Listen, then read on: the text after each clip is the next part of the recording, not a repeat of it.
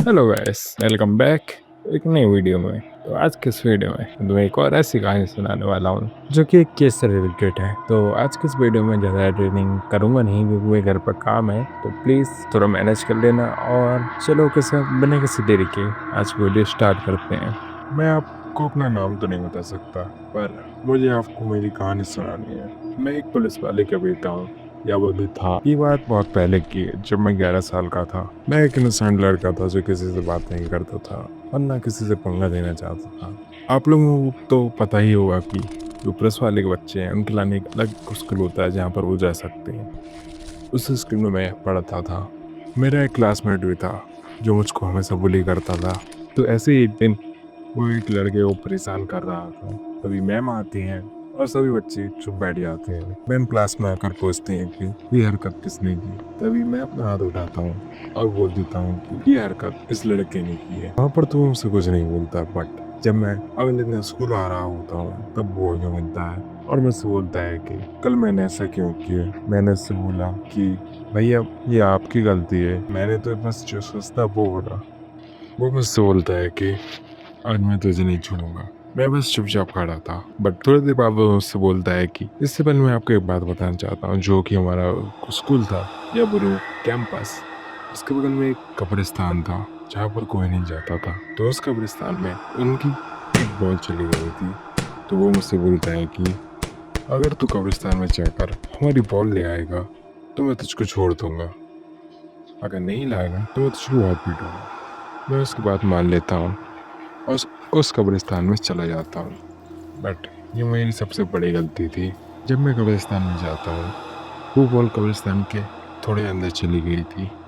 जब मैं उस बॉल को ढूंढते ढूंढते कब्रिस्तान के अंदर जाता हूँ तो देखता हूँ कि वो बॉल एक कब्रिस्तान के ताबूत के नीचे चली गई है, जहाँ पर मैं उसको हाथ डाल के निकालता हूँ। बट जब मैं हाथ डालता हूँ तो गलती से मुझसे एक पत्थर हट जाता है जो वहाँ पर रखा था।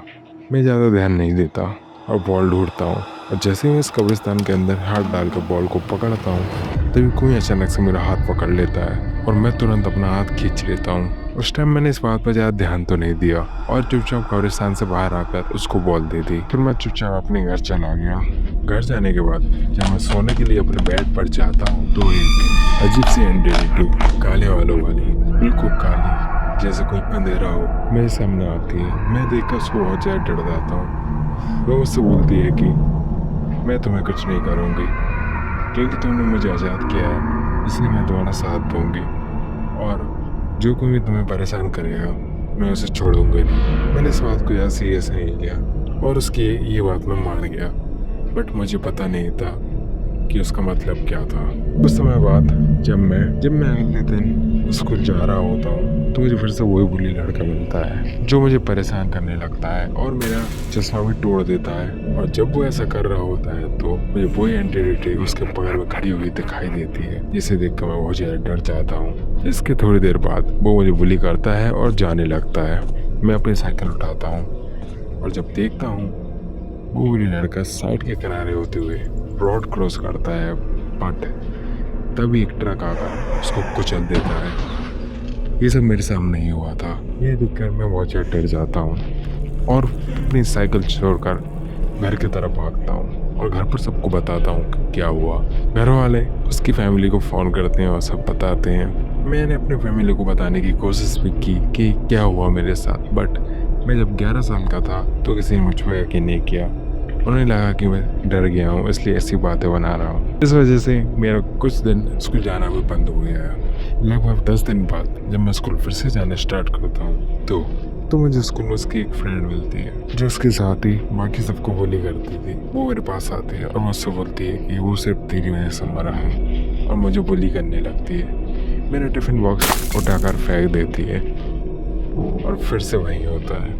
मैं उसी एंटिटी को उसके बगल में देखता हूँ और थोड़ी देर बाद उसका पैर फिसलता है और एक प्याज की नुकीली चीज पर जाकर गलता है, जिसकी वजह से वो इंस्टेंट वहीं मर जाती है। मैं देखकर और डर जाता हूँ और इस एंटिटी से बहुत ज़्यादा डरने लगता हूँ। मुझे जो कोई भी परेशान कर रहा होता है वो उन सबको मार देती है, जो मैं कभी नहीं चाहता था। इसके बाद मैं फिर सहम जाता हूँ और घर चला जाता हूँ।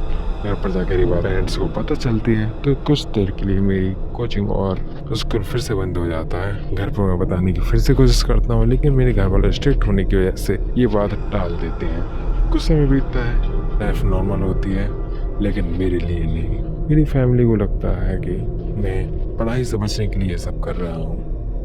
तो थोड़े दिन बाद वो मेरे कोचिंग टीचर को फ़ोन लगाते हैं कि और बोलते हैं कि हमारा बच्चा अभी आ नहीं पा रहा है, तो प्लीज़ आप यहाँ आकर हमारे बच्चे को पढ़ाइए।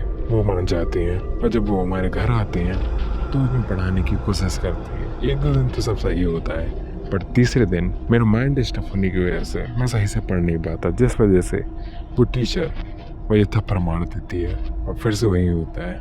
मैं उस एंट्री को उनके बगल में देखता हूँ, जो कि बहुत ही लाल आंखों से उनको देख रही होती है। मैं बहुत ज़्यादा डर जाता हूँ और थोड़े टाइम बाद वो मैडम नए घर से निकल जाती है अपनी कार लेकर। मैं अपनी मम्मी के पास जाता हूँ और मम्मी को समझाने की पूरी कोशिश करता हूँ कि मम्मी उस मैडम को मत जाने दो, वो भी मारी जाएगी। बट मम्मी ने मेरी बात नहीं सुनी और ऐसे ही मुझे दूर कर दिया। अगले दिन जब पता चलता है कि उस महिला की कार एक्सीडेंट में मौत हो गई है तो मैं और ज़्यादा डर जाता हूँ और बिल्कुल अकेला सा हो जाता हूँ। अब मुझे उस एंटिटी से बहुत ज़्यादा डर लगने लगता है। मैं उसे समझाने की कोशिश करता हूँ, बट वो समझती नहीं है। तो ये सब होने के बाद मेरी फैमिली फाइनेंशियली थोड़ी होने के बाद मेरी फैमिली उसकी फ्यूनरल में जाती है और वापस आती है। मैं मम्मी पापा को फिर से समझाने की कोशिश करता हूँ, बट 11 साल के बच्चों की कौन ही सुनेगा। उनको लगता है कि मैं बातें बना रहा हूँ। मैं अपने फादर के पास जाता हूँ और उनको समझाने की कोशिश करता हूँ। एक बात, मेरे फादर पुलिस वाले हैं और बहुत ही गुस्सैल है, तो मैं उन्हें समझाने की कोशिश करता हूँ, बट वो मेरी बात समझते नहीं और मुझ पर गुस्सा होकर मुझे मार देते हैं। जिसके बाद उस एंटिटी को मैं फिर से देखता हूँ, जो फिर से लाल आंखों के साथ मेरे पापा को देख रही होती है। जिसे देखने के बाद मैं सच्ची में बहुत ज़्यादा डर जाता हूँ और रोने लगता हूँ।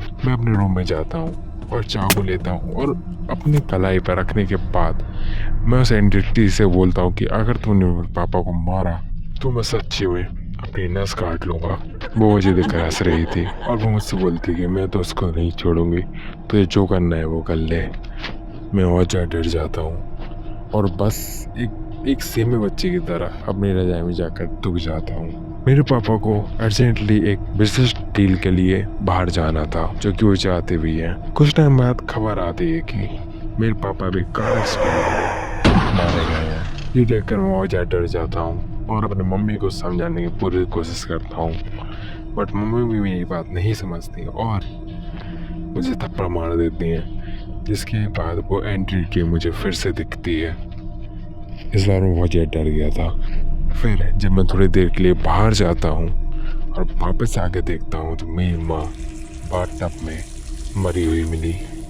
इसके बाद मैंने वो शहर और वो सब जगह सब छोड़ दी और आज भी मनुष्यत मेरे साथ है।